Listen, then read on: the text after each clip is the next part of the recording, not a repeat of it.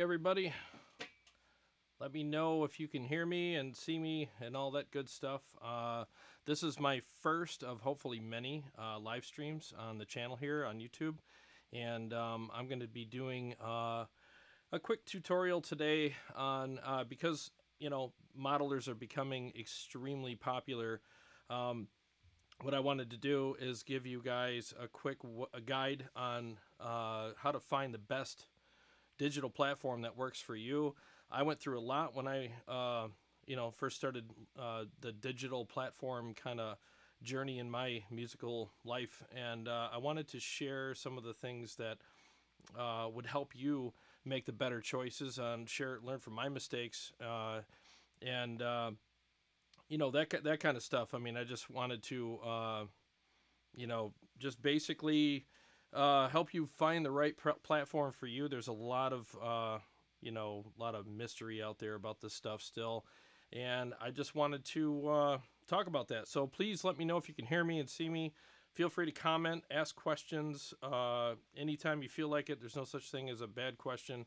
There's a little bit of a delay here, so I will basically go over some things with you, and after that I will go back and look at your questions, and I'm looking forward to interacting with you and all that kind of stuff. So let's go ahead and get started.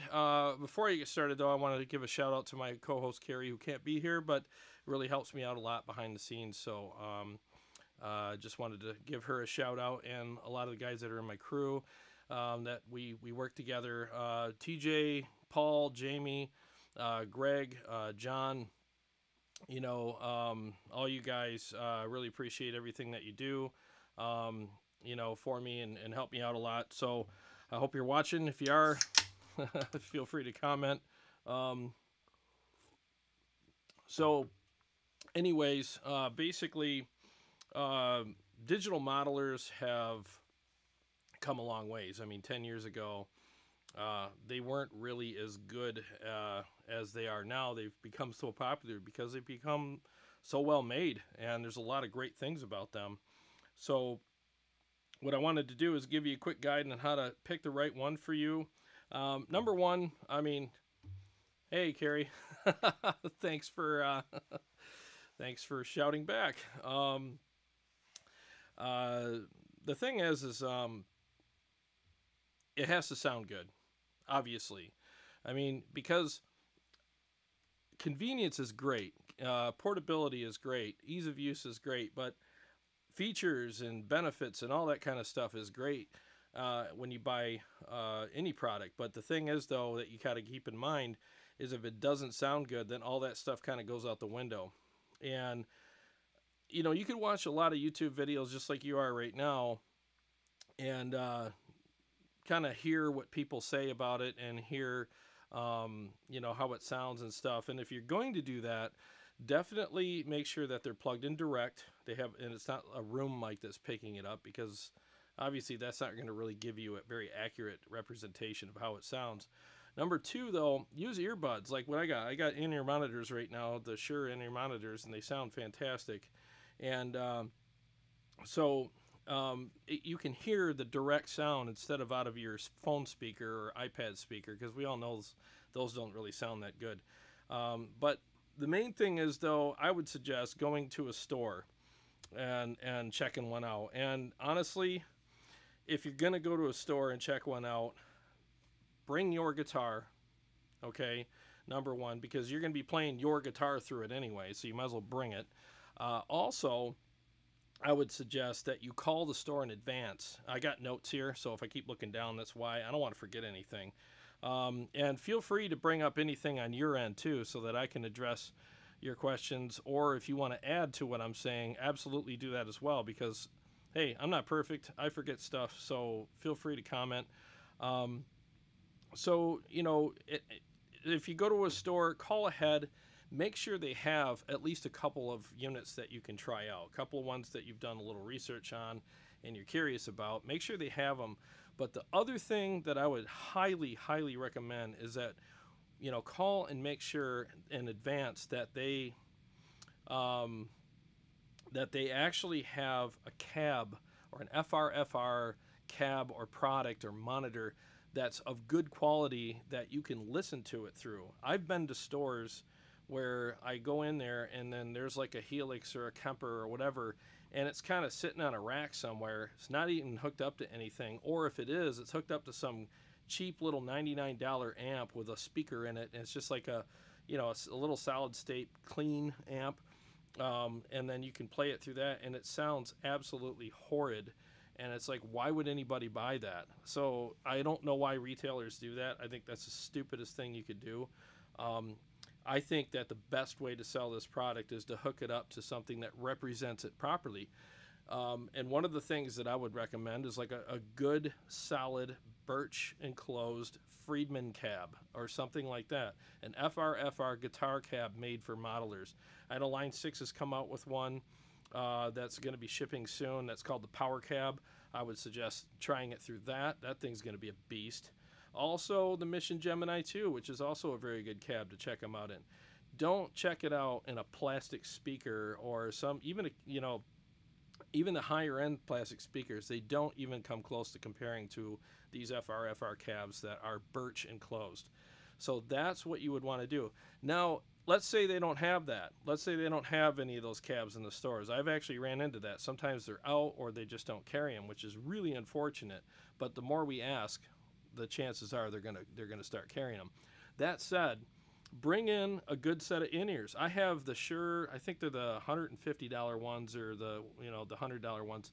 And these things actually represent what I'm hearing very well. You're not going to get this huge punchy size that you would out of a cab, but they actually sound pretty good. So you could plug those into it and try it out that way, and that'll definitely help you out with your choice too. But, you know, mainly make sure that they have a way that you can hook it up to something in the store. Whether it's hooked up or not, ask them if they carry different FRFR products that you can hook it up to when you get there. Because you're about to drop about $1,500 to $2,000 on this. I mean, you want to make sure that it's everything it should be before you do so. So I would definitely recommend that. And if you, obviously you're a guitar player or a bass player or whatever, and you have an amplifier that you own right now, make sure they carry that amp. And here's what you do. You put these right next to each other, okay? And make sure that this is not going to be a drop in quality or in any kind of tonal characteristics that you love so much at all. Make sure that you can still enjoy it, and you know when you walk out with that, you know that you've made the right choice. I've actually talked to people that have done this, and they absolutely are grateful that they did this because it steered them into the product that worked best for them. Okay, and if the stores don't have these products, then keep calling around. You'll find a store that does. And I think it's time that retailers started getting serious about doing things like this, because the digital modeling, you know, thing is here to stay. And I really think that that's the turn of the tide that we're all enjoying right now. So that said, I mean, you also, number two, and once again, feel free to comment. And Carrie said, speaking of in-ears, excited for our in-ear episode coming soon. Yes, that's going to be a killer episode. I can't wait to do that because that's going to demystify a lot of things and help a lot of people out. And it's not as expensive as you think it is. So, okay, so getting on to point number two, you want to look at the interface of this product and make sure that it is easy to use. It has to be easy to use and intuitive.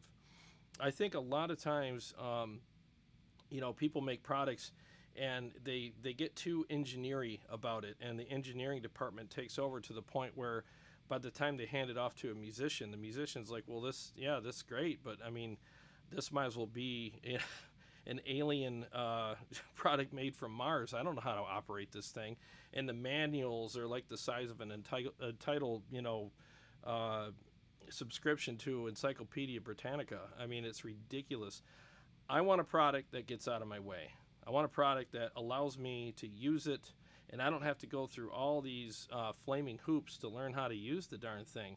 I want to, when my interaction happens with this product, I don't want to have to learn how to use it every time again. I want to just get to what I want to do and have a good experience with that interaction and get what I need done out of it, and then be able to play and do what I do. I'm a musician. I'm not a a scientist, you know, and some of these products that I've seen, the manuals are ridiculous, and you have to hook some of them up to laptops or computers in order to have to, you know, do any kind of deep editing on them. And to me, that's ridiculous. I want a product that's intuitive and easy to use, and I want to enjoy my interaction with it. Okay. Hey, Paul, what's happening, man? Thanks for tuning in. In fact, me and Paul were just talking about this the other day about, you know, some guys like to use a computer with their product, and they like to kind of nerd out with it a little bit. Now, one thing I'll say about the Helix, which is the product that I use, is it allows you to use a computer with it, but you don't have to. There's nothing that you can do on the Helix that you have to use a computer for, except for updates. That's it, and I'll get to updates in a minute. But the thing is, though, is the Helix is best of both worlds for me. If I want to nerd out and, you know, put in my pocket protector and my black rimmed glasses, hey, Nate, what's up, man? You know, and get my computer out and have fun with it, well, fine, I can do that, but I don't have to. Now, with some of these products on the market, you actually have to. And it's really sad that they created that, because if you're on the road, you're a traveling musician, and you got to tweak something before you go on, or I don't know, something like that, and you don't have your laptop with you, or you don't have time to hook all that stuff up and get going with it, excuse me, that can be extremely frustrating, and I wouldn't like doing that. I really wouldn't. I want a product I can just, because here's the thing. When we own amplifiers and we switch to a digital platform, what are we used to doing? We're used to turning knobs. Well, what are you going to do what do you want to do on a digital platform? You want to turn knobs, right, and get the tones that you want. So why shouldn't a product like like a Helix or a Axe-Fx or anything like that? They should think about that and give us those things so that we can be familiar. Hey, Bob, how you doing, man? Good to see you. Thanks for tuning in. And guys, again, feel free to comment and ask questions, because honestly, 90% of what makes the YouTube lives fun and you know, great for everyone is the interaction and the the questions and answers, and even the comments about, well, this is what I think, or this or that, because you hash all this stuff out, and you know, it just brings out the best of everything. So and I will definitely be reading comments as I talk. I'll try to finish every point, so that way I don't lose track, because I am definitely a mental squirrel chaser. So anyways, get something that has a very user-friendly interface. Obviously, there's a learning curve to every product out there, no matter what it is. Even if it's a tube amp, there's definitely going to be a learning curve to it. But you want something that has a very small learning curve, and you can learn it quickly and get on with your day and get on with playing your guitar, because this is what I want to do. That's what I bought this for, not so I can turn knobs and play on a computer and a mouse and a keyboard and call NASA and put on my lab coat and learn how to dial in stuff on. That's not what I want to do. I'm not a rocket scientist. I'm a guitar player. So I want something that is simple and easy to use. So spend a few minutes with each product and learn how to use it. And if you find yourself getting really frustrated with something, then that's probably a bad sign, and it's time to pick something else. So that's why I'm saying, when you go to the store, try several products so that you can see how they sound and how user-friendly they are. And my vote right now so far is the Helix, because that's the most user-friendly interface I have ever used. And I've been doing digital modeling stuff for years. And if you notice the trend of all the new products, guess who they're copying right now? Yeah, the Helix. So that's a testament right there. Let me read a few comments. Brian Miller, how you doing, man? I bought the Friedman FRFR. Do you have any tips when using it with my Helix, or is it just plug and play? It's a great question. So the thing that I love about the Friedman is that it pretty much is plug and play, and it kind of is very simple. It's a very complicated product because of all the drivers and all the different things that are behind the scenes that make it sound freaking amazing. But all you got to do is plug into it and play it. Now there is one switch on there that I think is really killer to use, and that's the low cut switch. Now, what I like about the low cut switch is if I'm playing at lower volumes, sorry, I'm adjusting my in-ear thing here. So if I'm playing at lower volumes and I still want that fullness, I turn the low cut off so I still have that fat low end that's real punchy. And then when I'm playing at higher volumes, and obviously those speakers are extremely punchy as it is, I just turn the low cut back on again, so I'm not like, putting holes in the walls. But one thing I will say is what you hear out of the Friedman, I would say is the most transparent tone that you'll ever get. I do a lot of studio work. So the other thing that I would say as a tip is trust the Friedman. Trust it, because it definitely will not lie to you about your tone. Your tone is about 95% transparent. I don't think there's any such thing as 100%, but I know with the Friedman it's going to be at least 95% because I've recorded with the tones that I've dialed in on the Friedman, and I got very accustomed to hearing all the little idiosyncrasies and artifacts in my tone, and all those things are still on the recording with a direct tone recorded into a DAW. So, excuse me, I probably shouldn't drink bubbly things while I'm doing live chats because I'm going to burp a lot, but sorry about that. So anyways, that's what I would do. The number one thing I would say with the Friedman is trust it. Plug in and trust it and enjoy every note that comes out of that thing because those things are freaking amazing cabs. So, let me see here. Bob D. Now, what is tone? Now, that is tone. Oh, thank you. Yeah, that's just the EVH tone I dialed in really quick.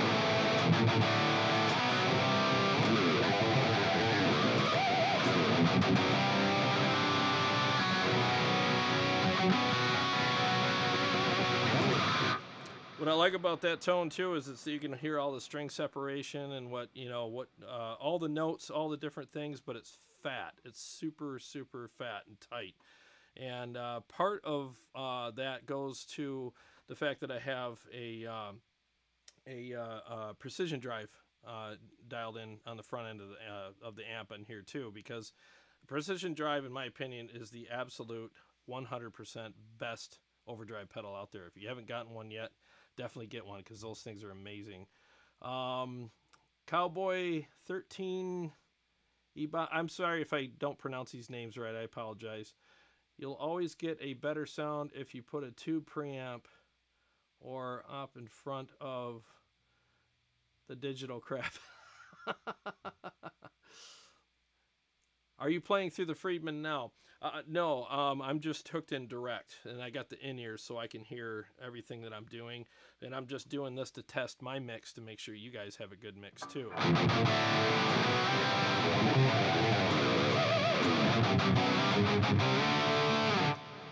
I'm going to turn the effects off a little bit, and what I'm going to do, so pardon me for 1 second, I'm going to put this dry. Okay, so this is dry tone right here.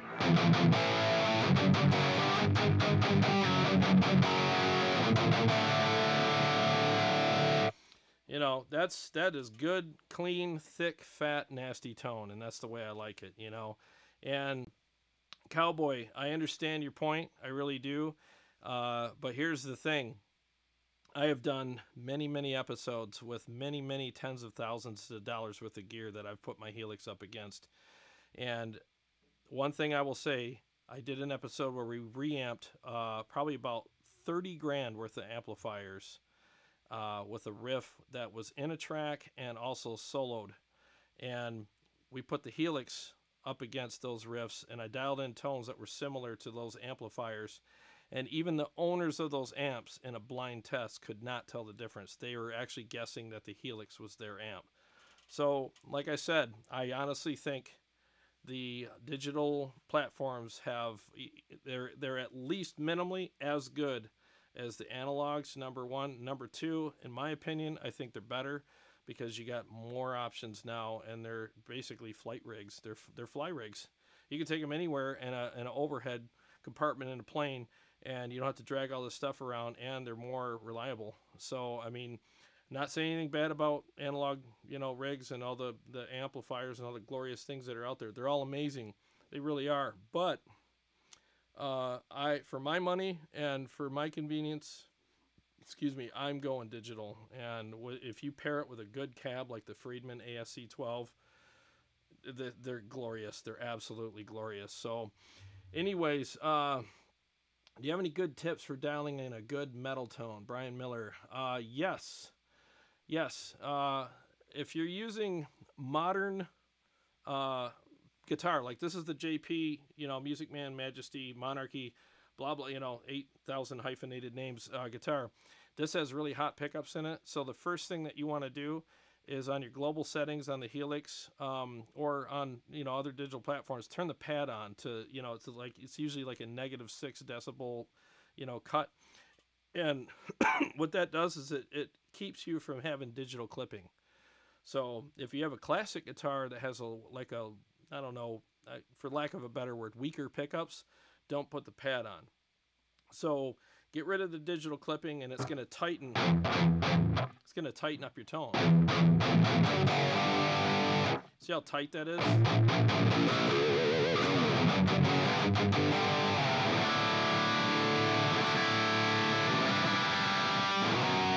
So it's super tight, and you don't hear any digital artifacts at all. So do that, and then here's the number one tip I have for everybody when you're dialing a good metal tone. Treat your digital platform, if it's a good one like a Helix or a Kemper or something like that, treat it like an amp. If you treat it like a digital product, it'll sound like a digital product. If you treat it like an amp, it'll sound like an amp. The mistake I made when I first started doing all this kind of stuff years ago is I treated it like a digital platform, and it sounded digital. As soon as I went back to the basics and treated it like an amp, it sounded like an amp. And have an amp with you so you can compare the tones and A/B them, and you'll be surprised at how close you can get. I'm so close to regular amp tones that no one can tell the difference anymore. Nobody can. I haven't had one person be able to say, oh, that I could tell because of this or that. No one can tell anymore. We record at a really good studio. I recorded at a couple good studios, Zoinga and at Paul Raymond's studio. And Paul's on here right now for a lot of Tone Wars episodes that we do. I do a lot of recording there. And both of us are always like shocked at how great the guitar tones sound. So treat it like an amp. Do the pad, turn the pad on, and get a good overdrive pedal. I would recommend the Screamo 808 that's in the Helix or other products is great, but I would definitely recommend the Horizon Devices Precision Drive. That thing is unbeatable. It's the best pedal on the market for metal tones. So get one of those and do those other things I mentioned, and you can't go wrong. The EVH 5150 amp that's in there is amazing. The Mesa is amazing. The Archon, they're all really good amps. One other thing, get good impulse responses. Okay, what you're hearing now is an own hammer. It's fat as hell. It's super fat. It sounds like I'm double tracking, and that's what I like about it. Every time I play through it, I always feel like I'm double tracking because it's so fat. Now another company, Live Ready Sound. These guys make great impulse responses too. Tim's a great guy. He's an honest guy. And the reason why they call him Live Ready is you don't have to do anything to them but drag and drop. Put them in your system and you're done. You don't have to do a bunch of high cuts and low cuts and all that kind of stuff on them. Just put them in and go. They're amazing impulse responses and they sound incredible. So those two things are also amazing. So let's see here. I am trying to check out all of the chats here. And once again, I appreciate it. This is my first time doing a live chat on YouTube, so I'm trying to figure out how to rewind back here. What Jared likes about it. Okay, so MK says have a 6505 plus 112 sprung for a Kemper rack mount with remote through a Mission Engineering Gemini 2. Really, really happy with Kemper Mission setup. Talk about amp in the room feel. You know what? You're right. You're absolutely right. I mean, the thing is this is another testament to how good the digital platforms are now and how popular they are.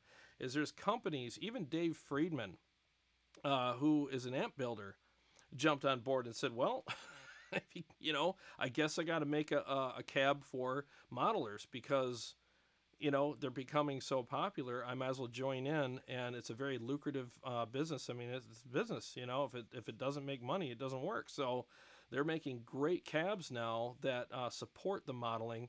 And you're right, the amp in the room feel is incredible. So you can get that with good FR products, and make sure you get a birch enclosed product. Don't get a plastic one.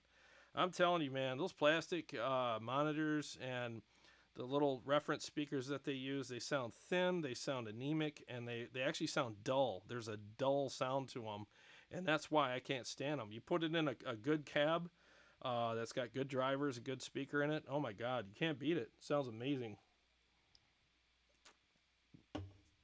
Okay, so Cowboy, I wish there was more to the metal thing than boosting it with the 808 and like V30s, though. It's all the same. Well, you know, I understand to a point, but if you do the you know, the Scream 808 is a nice pedal. Don't get me wrong, but if you get the Horizon Devices precision drive, it does have a better character to it. I found that the Scream 808 is a little round, where the Horizon Devices unit is just super. I mean, you can hear the pick scraping against the strings. There's just so much character, and it doesn't really change your tone. It basically unleashes your tone and enhances all the things that you want. And I'll never go back to anything else. You know, and then there's other things you can do. You can change your tone to different things. I mean, these picks, you know, these picks actually have a lot to say. The Gravity picks, I mean, they're unpolished, and they give a nice scrape to the string when you play. Add a little chorus to it. I use the John Petrucci chorus pedal, and it sounds incredible. I'll show you that in a minute. But yeah, there's all kinds of great things you can do to have your own say and your own tone. And that's the thing too. Don't let people tell you like, oh, digital modelers all sound the same. No, they don't. Everyone's got a different voicing. Everyone sounds differently. And honestly, tone is right here. I know that for a fact. And Paul Raymond that's here, I'll tell you what, that guy completely, we can play the same notes on the same guitar through the same digital or analog platform, and it'll sound completely different because his way of playing, he's very heavy on the strings, and the way he holds the notes and everything completely sound different than me. And he plays like a beast. I play like, I don't know, a beast in training. You know, so it's different. So their tone is a lot right here. It's in your hands, man. So I'll have to check out the Boss OS2 is nice too. The Boss, yeah, please tell me what that is, because I haven't heard of that one yet. Is that the new modeler? If it is, I've heard of that one. And James Myers agreed, I am an EVH nut, and my amps sit most of the time when playing the Axe-8 with the Friedman. Yeah, it's just, and here's, and I, you know, James is a friend of mine. We call him Snack Pack on the channel. And he's right. He, you know, amps are great and everything, but they're inconvenient a lot of times. And when the moment strikes and you're feeling like playing and doing something impromptu, it's just easier to grab the digital modeler and do it. And he's a huge tube snob, and I don't mean that in a, you know, in a derogatory way, but for him to say that, that says a lot. It really does. So, yeah, and he's agreeing with the fingers, saying, yeah, tone's here, man. You know, it really is. I mean, like I said, I've learned that, you know, I've handed my guitar to all kinds of people, and I'm just like, same rig, same guitar, everything. And I walk away and I kind of, you know, grab a beer or whatever, come back. I'm like, holy crap, that doesn't even sound like me. Did you change the settings? They're like, no, same patch. I'm like, you got to be kidding. Like, that's how much different people sound when they play. So, do you do, hey, Mark, Mark 3767, do you do anything with the global EQ settings? Yes. I don't do any global EQing, but if you play a modern guitar such as this, you definitely want to turn the pad on. That's the input pad on the global settings, because it's going to give you, I mean, it's just tighter.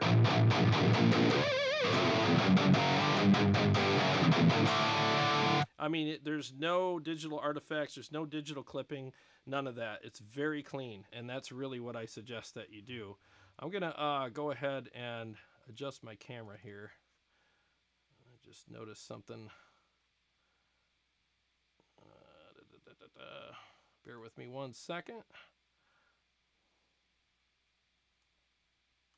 Hopefully it'll tilt down. No, it's not going to tilt down. All right, never mind. All right, I was wanting you to see more of the guitar than me, but that's okay. I could probably just do it manually. There you go. All right, so that's what I would do. I don't really think you need to do anything with the EQ settings globally. That's just my opinion, but that's just the way I do it. And the OS2 is just a pedal. Yeah, I'll have to check that out. But Cowboy, definitely go in and call ahead to a store and see if they carry a a digital platform that you're interested in. And make sure they got a good cab, like a Friedman or a Gemini or something like that you can hook it up to. If they don't, go somewhere else, because I'm telling you, the cab is as responsible for your tone as the digital platform and your hands are. I mean, they're symbiotic. And I could play this through a crappy little plastic speaker, and I'm telling you what, it's going to sound terrible. It doesn't matter how much I've practiced, I could play $1 million picks, and if you got a plastic speaker, it's going to sound like crap. Get a good cab, get a good platform to play through it, and you're gonna be blown away. You really are. Have I ever used a Hiwatt? No, I'm sorry, I haven't. And by the way, keep these comments coming. This is great. This is really great. I appreciate it. Woodrun, I'm sorry if I'm pronouncing names wrong. Talking about the Friedman, I've had my worst experience with the Helix today. Wow, instead of running straight through the Friedman and went direct into the Behringer, and into a Behringer XR18 and then into headphones. Yeah, that's a perfect testament to what I'm talking about. I mean, you take my cab away from me, I mean, it's almost like taking my superpowers away. It's like kryptonite, you know? I have to have all that stuff, and when I'm on stage, I do use in-ears, but it's nice to have that cab that's just freaking breaking your legs from behind you and giving you that huge sound, you know? So, Hiwatt cabs. No, I haven't tried any of those yet. I mean, I've tried several. In fact, Line 6 is coming up with, they're about to release the Power Cab, which is an amazing product. I can't wait to get my hands on this thing. All the stuff they did to it, it looks really cool. And I'm going to do a review of that. They're sending one to me in May, so I'm going to do a review of that. I might even go live with that, so we can all hang out together and check it out. Woodrun, my sound sounded fizzy, digital, and thin. The other guitar player had a Fractal XFX, and he sounded more organic. Yeah, and Myers, of course, he's Mr. Fractal Boy. Well, he was also Mr. Tube Boy until he met me, and now he's switched to digital. Isn't that weird? So, anyways, yeah, I mean, a lot of it has to do with the cab, you know, and play through a good cab. And Myers will attest to this too. You know, you're definitely going to have better sound through a really good Birch enclosed cab. So how do you get a good sound using in-ears? Great question. I have in-ears in right now. These are the Shure. I think they're the $100 ones, now that I think about it. So the Shure, you have to, I think the sound is good in these. I mean, what I'm hearing right now sounds fantastic. I mean, it doesn't sound as big as a Birch, you know, huge Friedman cab. I can't fit one of those in my ears. But if I could, it would sound amazing. But what I do, this is what I do. I trust my cab. I trust the Friedman ASC12. I know it's at least 95% transparent. So whatever I dial in on that, I know will transfer anywhere I go very well. And I won't have to do any changes. If I do, minimal, to make it sound good through someone else's PA.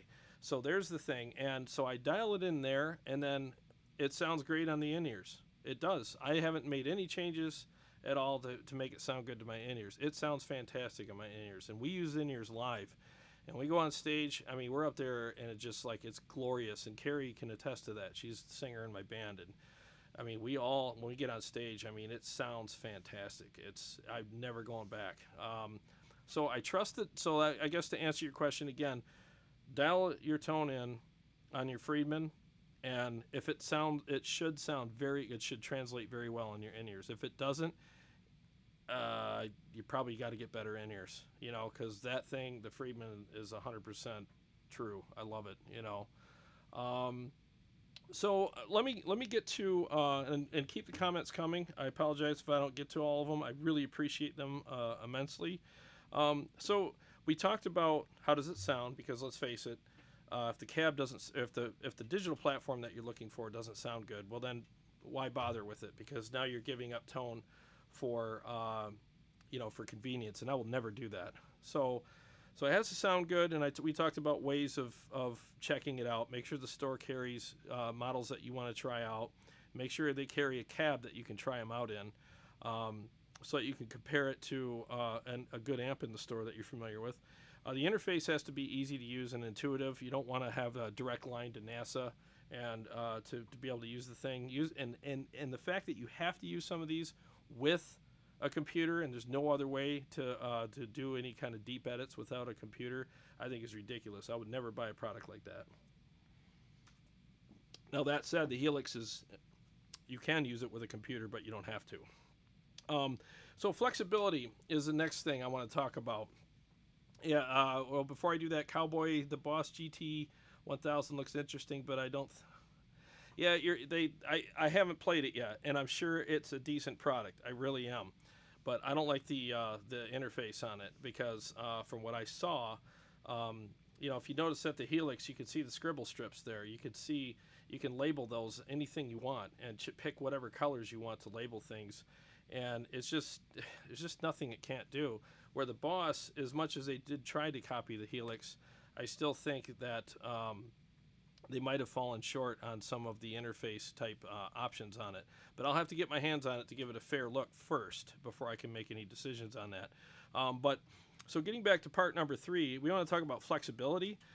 Flexibility is, to me, that means it's something that must be upgradable. There's products out there that they release and they don't do any updates on it. And I think that's really foolish for companies, because if you're going to release a product and it's pretty much, well, that's it, enjoy, but all these other companies are out there doing updates left and right on it and giving you new amp models and new effects and new just little upgrades that you can get. I mean, to me, I want that product. I don't want a product, and those updates are always free, which I think is killer. How often can you go to a store and buy an amplifier or a product, and then as soon as they do any updates to it, you can go trade in the old one and get the new one for free? That never happens. But with these products, it does happen. It happens a couple times a year, several times a year sometimes. So with the Helix, Christmas comes probably 6, 7, 8 times a year for us. And we're all giddy like little school children every time they come out with a new update. Last time they did it, they gave us probably like $7,000, $8,000 worth of amps and effects that we didn't have to pay for. So it was incredible. And man, some of the effects that we got are insane. I got a Friedman BE100 amp in that thing now. It sounds incredible. That's a $3,700 amplifier. I didn't have to pay a dime for it. So if you're going to buy a product, make sure that they do updates and check. Make sure you don't have to pay for them, or if you do have to pay for them, if they're worth it. Make sure that there's continued support with that product. They don't just drop it out there and leave it to rot until they come up with their next product. That to me is bad. Line 6 has been very good about the Helix. There's a whole support group. The customer support is great, and the updates are fantastic. So I got no complaints. Best customer service I've ever had. The other thing too, now here's a big thing with me. I hate limits. Why do you think I own these guitars? I don't want limits. I got a piezo pickup, I got boost, I got freaking everything on this guitar. The thing practically mows the lawn. So I don't want limits. So the thing I don't like about some of the products that are out there is that I've talked to some of them. I've even talked to the owners of these companies. And what really gets me is when they say, well, we're not going to allow other products to be downloaded into this. I'm not going to allow impulse responses to be downloaded into this. And it's like, well, wait a minute. Did you make this product for us or for you? Because last I checked, if I buy my product, I'm not buying it for you. I'm buying it from you for me. And I don't want to be stuck with what it has if there's other things out there that I want, and there's other companies out there like Line 6 or Fractal or whoever that allow me to go on Ownhammer or Live Ready Sound's website and go, man, that speaker cab simulation that you guys just made, I want that so bad. And I can download it, buy it for a nominal fee, and put it in there. I'm using an Ownhammer impulse response right now. And if there's certain products out there that don't allow you to do that, you're stuck with what comes in the box. And they don't do updates. So it's like, okay, so what you get is what you get. You know, you're stuck with it forever until you sell it and upgrade to a product that actually was made for the consumer instead of the company. So definitely get something that allows you to upgrade and doesn't limit you to what is just in the box. You want something that will allow you to buy impulse responses for, and you know, find your own magical kind of thing that works for you. So once again, if it doesn't allow you to do that, I honestly think you should move on. I think you should find a product that supports you as the owner and the musician and gets out of your way and remains flexible. So I would definitely do that, because here's the thing. I wasn't a big fan of reverb. You know, I wasn't. I mean, but Line 6 changed my mind when they came out with the last update, and I got this new reverb called Searchlights. And, man, this reverb is stupid. I have it set up in a subtle mode because I don't like tons of reverb, but it gives me a lot of space.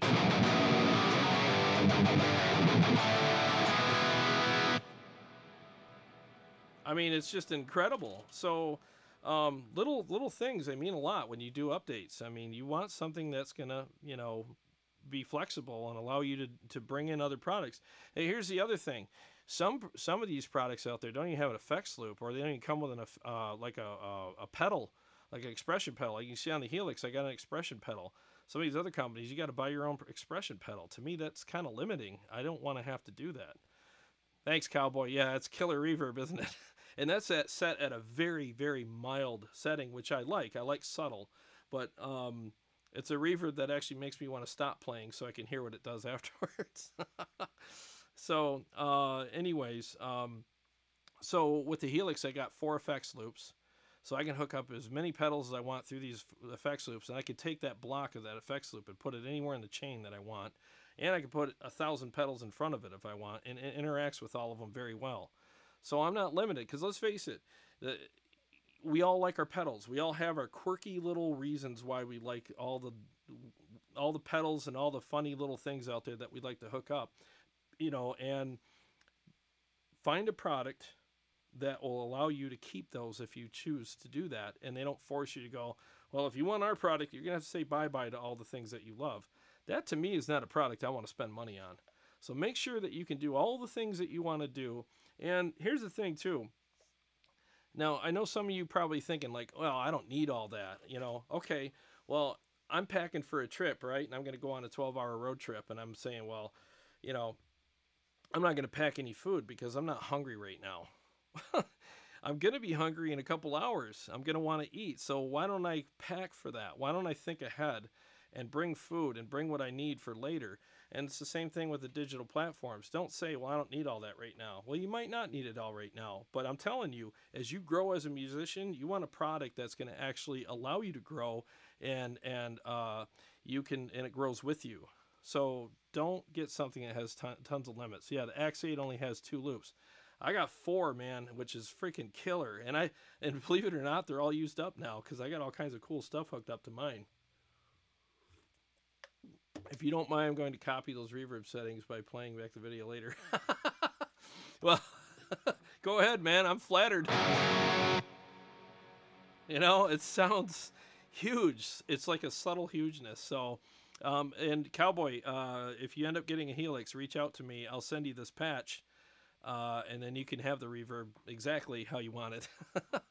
And that's the other thing I love about digital modeling so much too. It's like, oh man, your tone is amazing. How did you do that? What's your email address? What do you mean? I can send you my tone and then you have it. It's like, you got to be kidding me. You know, I mean, that's incredible. I've sent, every time I do a feed or a video, I got all kinds of people asking me, hey dude, how do you get that tone? What's your email address? I'll send it to you. I don't care. You know, it's fine. Um, so now that is reverb. Thanks, Bob. Yeah, it's a killer reverb. Very subtle but huge. You know. Can you audition tones via Exchange? I don't know. I don't know what that means. Please elaborate. I don't know if I'm understanding the question. Snack pack, without having to load them in. Um, I don't know. I've never. I think Line 6 does have a website where you can check out tones and download and upload and everything. I've never used it though. I know it sounds weird, but I've never used it. But I'm pretty sure you can go on there and hear samples. And there's all kinds of guys that do YouTube videos and whatnot about their tones too, and you can check them out on there. One thing I'll say though, if you're gonna buy tones from companies or buy impulse responses from companies, I know this is kind of a side note, but I have to say this because I got burned a couple times. There's companies that actually tweak the living hell out of their tones and their impulse responses, and then when you get them, they don't sound anything like what they sounded like on the sample page. And be careful, because there's companies that do that, and I don't want something that I have to homogenize myself. Or I always tell people, like, if I order a pizza, I want it to come hot and ready to eat. I don't want them to deliver me a frozen pizza and it's like, well, what the hell is this? Now I got to cook the thing. I got to throw it in the oven, and it's the equivalent to that. Like you're just downloaded a frozen pizza and you're eating it, wonder why it tastes like crap and it's breaking your teeth. Well, it's because they lied to you. So be careful. Live Ready Sound, Own Hammer, I know for a fact are legit. I'm not saying nobody else is, but I will say that just be careful, because I got burned a few times and it really pissed me off because you don't get your money back. X Edit, so I can audition other people's tones via Exchange, which is probably the same thing as Line 6 does. Yeah, it's probably just named something different. For some reason, it doesn't, I can't think of what the name is. Yeah, Tone something on Line 6's website. But yeah, they have all that stuff there too. It's the same thing. That is the nicest reverb I have ever heard. Thank you. And I appreciate that, Cowboy, because the thing is like I said, I'm not a big fan of reverb, but when I heard this one, when I got the new update, and I was like, oh my God, I think I'm a fan now. And I dialed it in, and it's just glorious. I use it on everything now. My cleans, even my solo patch, because it's very subtle, so it's just got this nice space that it leaves behind, and I think it's fantastic. So now, does anybody have any questions about, or any horror stories about finding the right digital platform that work for them? I mean, things that they wish stores would do, or the products would be displayed differently or whatever. Because I'll share one while you guys are thinking about that. I went to a certain store and I tried out some of the products. And they were hooked up, I saw Helix hooked up to some cheap little $99 crappy solid state amp that just, it sounded like a turd, and it was so poorly done that I don't think anybody would want to, buy a Helix or any other product that was hooked up that way. It's kind of like a restaurant bringing out a dessert tray and saying, hey, you want dessert? And it's covered with hair and roaches. I mean, why would anybody want that? It doesn't mean the desserts are terrible and the guy that made them is an idiot. It means that whoever is displaying this stuff is not doing their job, and he's kind of sabotaging the whole dessert department of the restaurant. It's the same thing. You go into a store and they got all this stuff displayed horribly and ran through horrible products. Well, let's throw a bunch of hair and cockroaches all over the Helix. And, oh, why does anybody buy one? I don't know. Maybe you should look at your stinking department, clean up your mess and hook stuff up properly. And then guys like me or you will come in and play through it and be like, oh my God, this thing sounds incredible. Well, of course it sounds incredible. It's a great product. It just has to be displayed properly. So that was my nightmare experience. So like I said, if you're going to go in, call ahead of time and make sure that they have a good cab you can run it through, and bring in a good pair of in-ears. I mean, they don't sound exactly like a cab, but my in-ears actually sound pretty good. So if I can get a good tone on these, then the product's probably pretty good, So MK, by the way, thanks again for commenting, guys. I really appreciate it. Now that you are mentioning buying IRs and such, any opinion on chop tones? And what about buying stuff directly from overseas? I feel funny about using card overseas. Um, yeah, I'm not sure. I don't know what country you're from. I've bought a few things overseas and didn't get burned, but you never know. you, you never know. I would just be careful. Maybe do a background check on Google and see if anybody's ever had problems with that company. Um, I have tried chop tones, and I definitely don't want to. I don't know. I messaged them a couple times about things and said, "Is everything that you display on YouTube, is it all?" All right, thanks, Paul. Drive safe, man. Thanks for tuning in. But yeah, MK, getting back to your question about chop tones, I have a bunch of chop tones in here, and I thought they sounded okay. Not my taste, and it doesn't mean that they're not good or whatever, but I didn't dig what they had. Now, this is something that I think they came out with about a year ago, and I could show you if I can find one. My Helix is way over there. Yeah, but they sounded decent. But I just feel like the tone that I have dialed in right now is just it's sick, you know. And let me put it on. Here's a good. This is with the Dreamscape, you know, John Petrucci's chorus pedal, and a little bit of delay and reverb on it.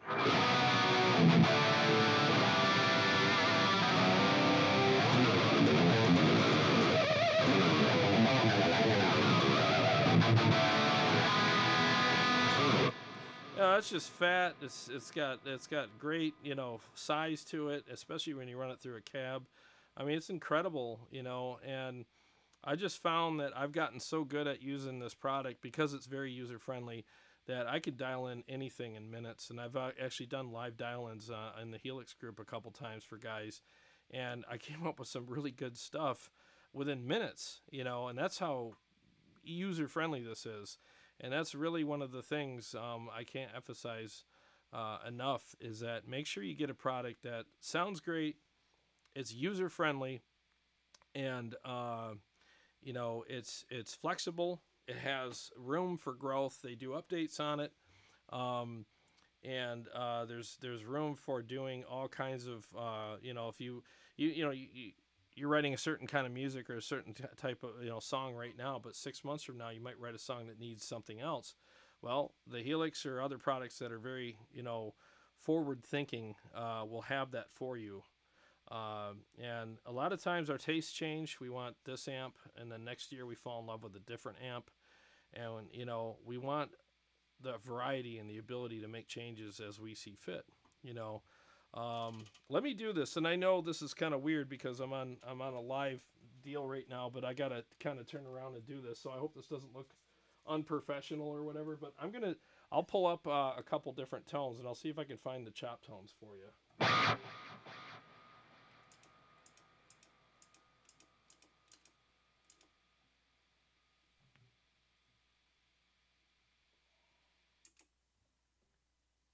Okay, here's the chop tones.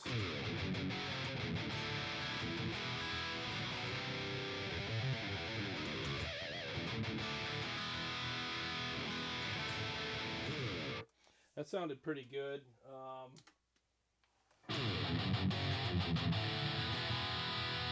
Not my thing right there at all. So, you know, it'll vary, and I'm not trying to rag on Chop Tones. They're a great company, and they make good things. It's just some of the stuff's just not really my taste. And then you, let's see here, I'm getting caught on something. But you got different other things, like here's a Mesa tone, which I think is fat as hell.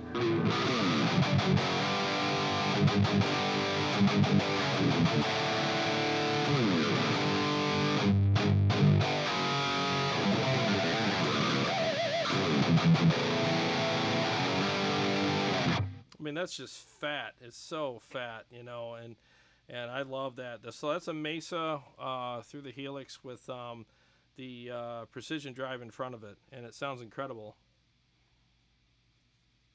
So, and it took care of all the flub. You know, Mesas are flubby, so the precision drive cleaned it right up and made it sound amazing. Yeah, you're right, James. The some of the chop tones were a little fizzy. I heard some new stuff they came out with the Friedman amp, and I actually that sounded really good on their site. So I might download it and check it out.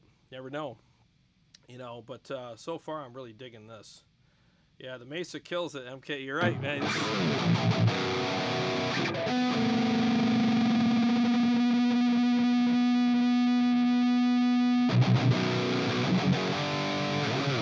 Yeah, it's insane. It's just huge.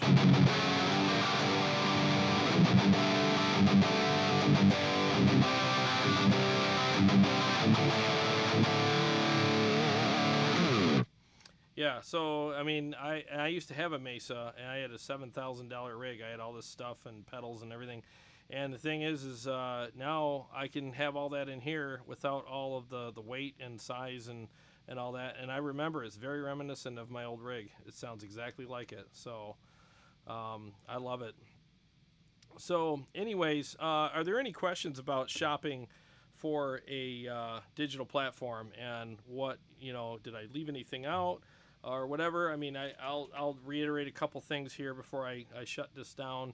But I mean, basically, what I'm saying is you definitely want to call ahead and make sure the store has some good options for you. Play them. Go in there and play them with your guitar. Check them out. Make sure they have a good cab to play them through, not some plastic, crappy little monitor. Make sure it's a good wooden, you know, enclosed cab that you can play it through, and test it. Make sure there's an amp in the room that you can test it with, an AB with. I mean, you're about to spend $1,500 to $2,000 on something, and they're worth every penny, but it's a lot of pennies. So make sure that you walk out of there 100% sure of yourself. So when you get home, there's no buyer's remorse, you know.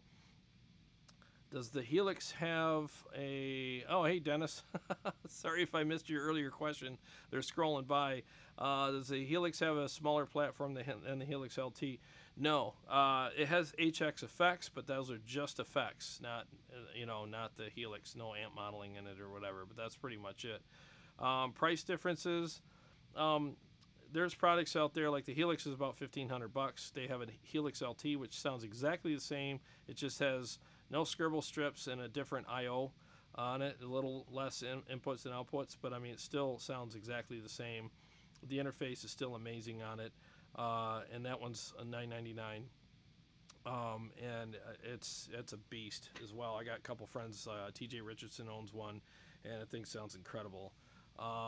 So I mean, there's products out there too. Like, I'm not going to name names and disparage anybody, but there's products out there that cost a lot of money, and they're great products. But at the end of the day, like I said, they're not very intuitive. And yeah, there's a little bit of this like high-minded kind of thing about them. Like, yeah, man, this thing's amazing and blah blah blah. You know, and it's like, well, I'm sorry, but if I got to hook a computer up to it to make it sound good, I don't want it. I want to just turn the knob. Because let's face it, once again, if you're an amp guy, what are you used to doing? Are you used to hooking a computer up to your amp and making changes on it? No, you're used to turning knobs and making those changes happen that way in a real world kind of environment. So that's what I like about the Helix, is I'm doing the same exact thing. And here's another thing that I will say too. I know it's a little off topic, but you know, what I really, really, really absolutely appreciate about the Helix is that you don't have to take your Helix in to have the tubes rebiased, you know, and to have adjustments made in those areas to get more or less saturation on them, or to have them cold or warm biased or hot biased or whatever you want. I can do that here with a turn of a knob, without a computer, without anything. I can actually turn the bias X up and down, the biasing up and down. I can turn the sag up and down, not just the switch on and off. I can adjust the sag, which I have at 0. You know, I could do all that stuff with the Helix, and I don't have to send it into a tech. I can do it. And they've actually found a way to model that and make it sound exactly the same as if you took your amplifier and sent it to a tech and have him rebias everything. But I can do it with a turn of a knob. So carry options. Okay, thank you. Thanks for the reminders, guys. So you got price differences, so they'll range anywhere between, I don't know, several $100s to a couple grand or maybe $3 grand. Um, Make sure you get something that has, comes with its own expression pedal. I mean, you can always add others to it, but I just think that it should at least have one, and a good interface, good inputs and outputs, tons of effects that you want, not just hey, let's just throw a bunch of crappy effects in this thing to give people a perception of value. They have to be good ones, otherwise it's not worth anything to you. So check all that stuff out. And as far as what Carrie said, my co-host said, options. Yeah, you want all the options. I mean, let's face it. One of the best things about the digital realm are options. We want options. We want to be able to on the fly put in a flanger or a phaser or whatever, but those options have to be quality options, which on this platform they are, every one of them. So you want that ease of use. You want it to be to be able to hook anything you want up to it, to put in any kind of impulse responses that you want. You want the updates, you want all that stuff. If those products don't allow you to have that, I'm serious, move on, because there's plenty of other products that allow you to have all that stuff. And the competition's getting really fierce out there. I don't know if a lot of you guys are old enough to remember. I am. Well, I was still really little back then, obviously, but the race wars with all the cars back in the '60s. When they were GM was out trying to outdo Ford and Chevy and Chrysler and all these guys. They would come up with the better engines and the Hemi and the Boss and the this and the that. Well, what happened? Cars kept getting better and better and better and better, faster, better looking, more stylish, blah blah blah, more options. Better handling packages, more horsepower. And it made it better for everybody. So why would you want to settle for the company who doesn't want to give you all that when there's plenty of other companies out there that are fighting tooth and nail for your business? And Line 6 is one of them. And honestly, in my opinion, I think they're definitely the leader now with the modeling, because they've done the latest version of it, number one. And number two, if you look online and look at all the pictures of all the other things out there, guess who they're copying? They're copying Line 6. Look at the new Axe-FX 3. It looks just like the rack of the Line 6 Helix. I mean, if I didn't know any better, I'd think that's what it was. I had to double take it to be like, oh, wait a minute, that's not even that's not a Helix.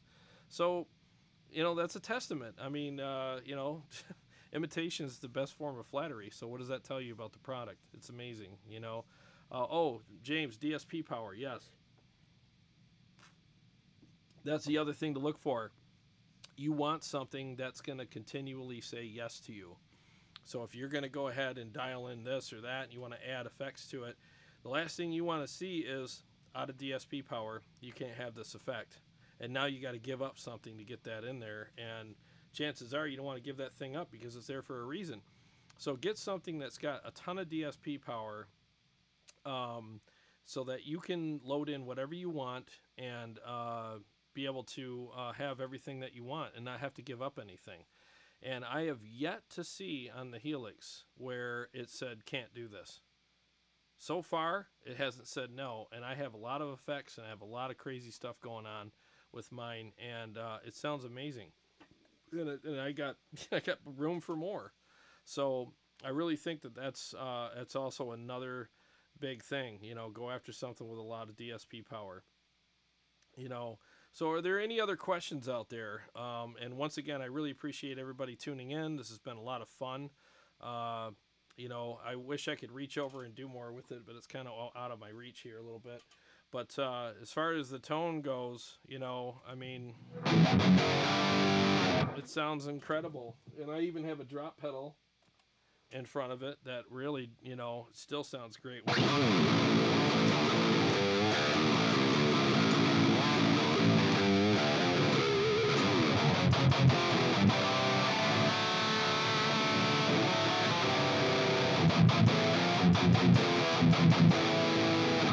I mean, that is fat.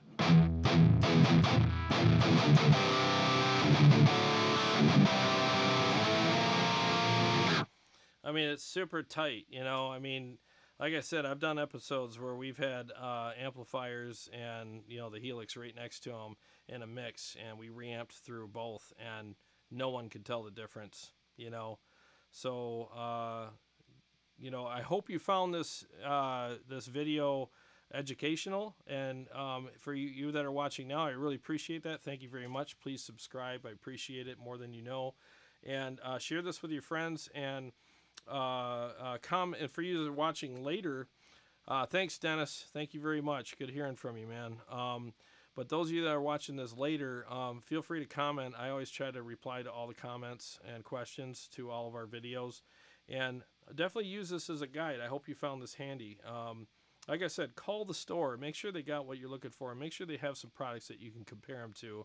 Because everything sounds great by itself until you compare it to something better. And that way you can walk out with the product that fits your needs the best. And bring your guitar, plug it into...